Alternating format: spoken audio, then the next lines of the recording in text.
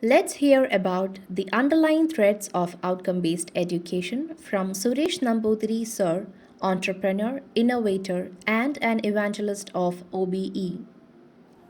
People ask me what is OBE or outcome based education and what is its necessity. There are many definitions and people can talk hours on that. There are books on this, but I would like to tell you one simple way of explaining this. See, this is a 500 rupee note. On this 500 rupee note, this is only a piece of paper. This piece of paper, why should anybody trust this piece of paper? A daily wage worker, he or she goes to an employer, and after a whole day's hard work, he or she is ready to accept this piece of paper and come home. What is that trust? Why should they believe this piece of paper? They believe this piece of paper because of one reason. There is someone wrote these sentences on this. That is, I promise to pay the bearer the sum of 500 rupees. There is someone who is assuring that if you come with this 500 rupees to me, if nobody else accepts this 500 rupees, you come to me, I will give the equivalent of rupees 500. Rupees 500. That is the guarantee given by someone with his signature. That person is the governor of Reserve Bank. We trust that promise. Then we work. Just imagine if this promise was not there. Do you think that the Indian economy or the economy of any country would work? It is not possible. Similarly, when we go for a degree, it can be professional degree, it can be arts, science, anything. If you don't get a promise from that place that when you invest your golden years of your time, your life, and you are investing money, instead of this, you could have gone and did something else, but you are spending your time and money here. Then I promise this. That is for the student and for the parent. What about the employer? Can an employer ensure that this degree certificate, he or she is carrying this degree certificate? With this degree certificate, I am assured that this person would be able to do these things. This is the simplest definition of OBE. Means there should be some assurance, some guidelines that this person would be able to do so and so. This person would be able to become so and so. So that is what ultimately meant by the OBE. Many people ask me how I came to this field, that is especially how I got interested in OBE, outcome based education. That is an interesting story, and this story is in line with the life what we have lived in India. I am basically a product development engineer. The smallest product I design is a few Titan watches, and the largest in size, I can say, it is a side panel of Toyota Corolla. So while doing this over about 30-35 years during the product development, I have come across thousands of engineers, and while working with these thousands of engineers, I could understand their depth of knowledge and the quality of their education. One thing I want to point out here is the person who is understanding the quality of education of a particular country is not the academician or not the manager who is getting the work out of their associates. It is the interviewer. You know that the job interview is a process where the candidate is sitting in front of the interviewer with all his or her preparation.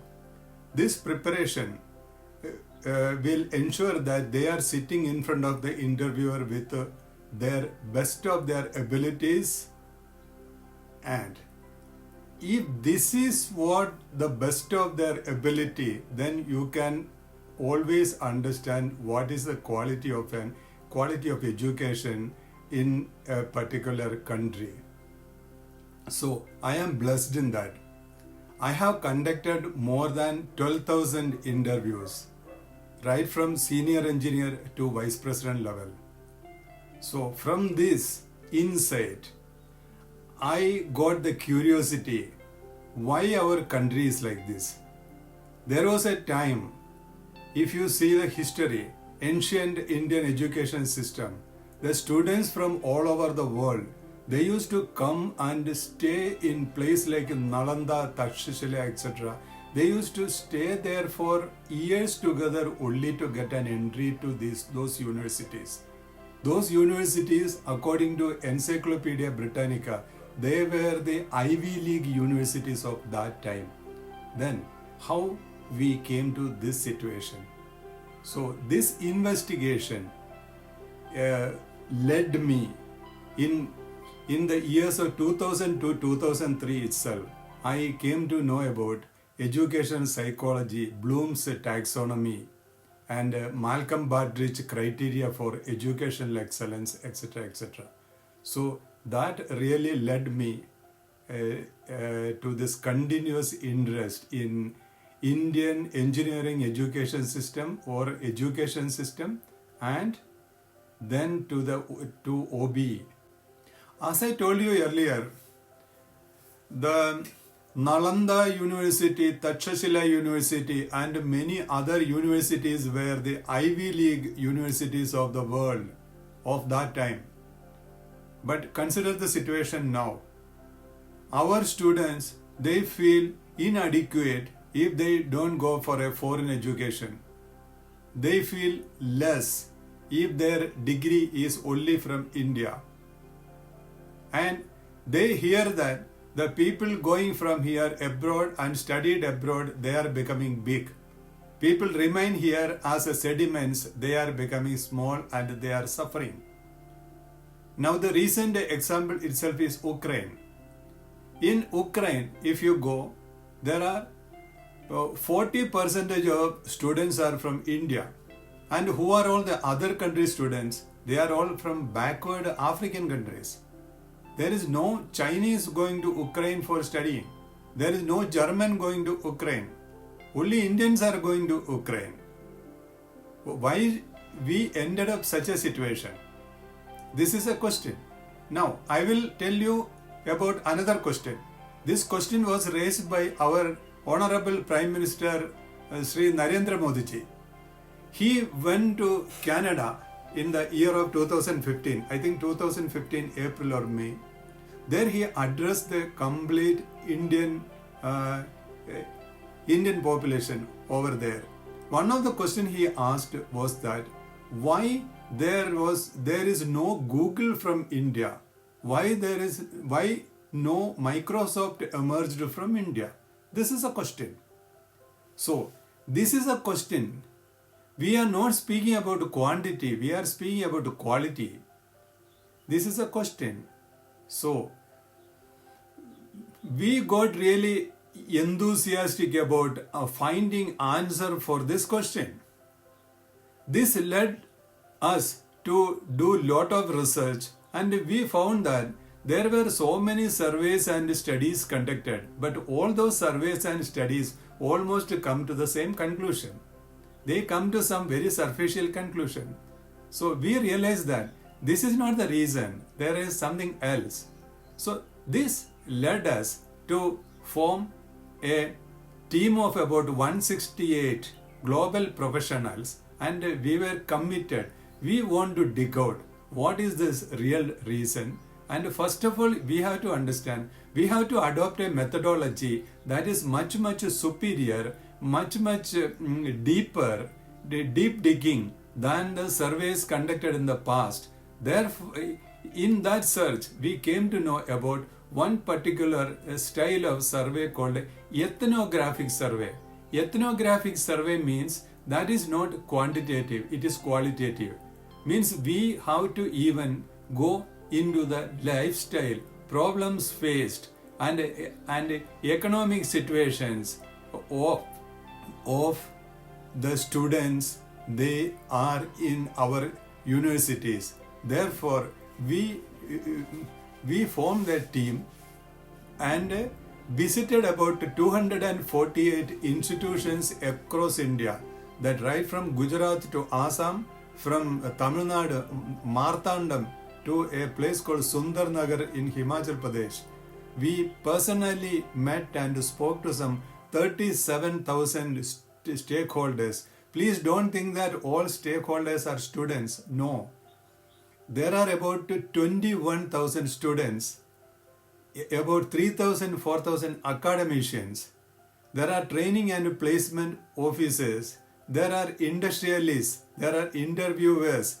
There are hostel wardens. There are librarians.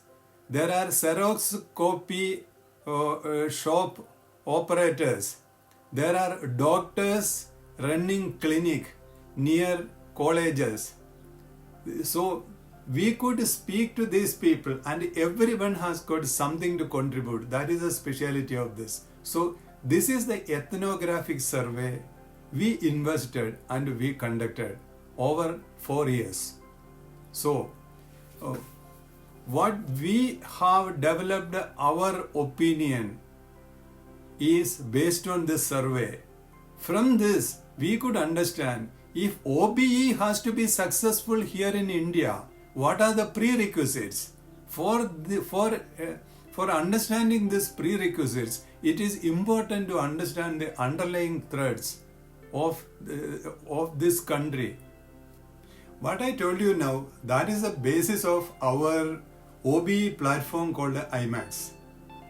It is not about the calculation, it is not about the tabulation. Unless we really do what is needed to build graduate attributes, we are not going to achieve anything. It is, if I take an example, by taking 1,000 X-rays, my orthopedic problems are not going to get solved. By taking 1,000 lab tests, my diseases are not going to get cured. Therefore, tabulations are not the solution. We need tabulation only to understand where exactly we stand. But we need a treatment plan. Our IMAX platform is the treatment plan. It has been developed by about 168 cutting-edge professionals from the leading companies in the world. They have got their roots in India, and they have got their wholehearted intention to make our country proud. So therefore, it is there more than 3 lakh interview experiences, or they were part of deciding more than 3 lakh people's career or future. Such level people came together and they developed a platform called IMAX. OBE Plus. IMAX OBE Plus stands for India to the Max through you. And outcome-based education, if it is properly implemented, that is a great opportunity, or in my opinion, it may be one of the last opportunity for our country to become a superpower. Yes, we are going to publish the findings of this ethnographic survey in a book which is going to come out in a few months, and I will tell you a few points from this. You know about graduate attributes. There are 12 to 15 graduate attributes. These graduate attributes are the core which will build the character or the future or the outcome of a particular program. But tweaking a little bit from here and there as a PO and CO and making it for the tabulation purpose. This tabulation is not going to build graduate attributes. Graduate attributes are built in a very different way. To build these graduate attributes, we did the root cause analysis, that is based on the requirements of the country, requirements of the employer, and the requirements of family and society, and how these graduate attributes can be formed. And there are three basic principles. Unless we acquire this from the beginning, no one is going to acquire graduate attributes. Point number one is the language for comprehension. You know, the lowest level in Bloom's taxonomy, it is remembering. Remembering means no one needs any language ability to remember. Even penguins can remember, parrot can remember. So there is no need of a human skill for the lowest level of Bloom's taxonomy. Then we must understand that 94% of our students can only do what parrots and chimpanzee or dolphins can do. That is the cognitive skill called remembering. Are we giving justice to our student, our country? So the most important thing, fundamental thing is to develop the language for comprehension so that they will come one step above from the Bloom's lowest level.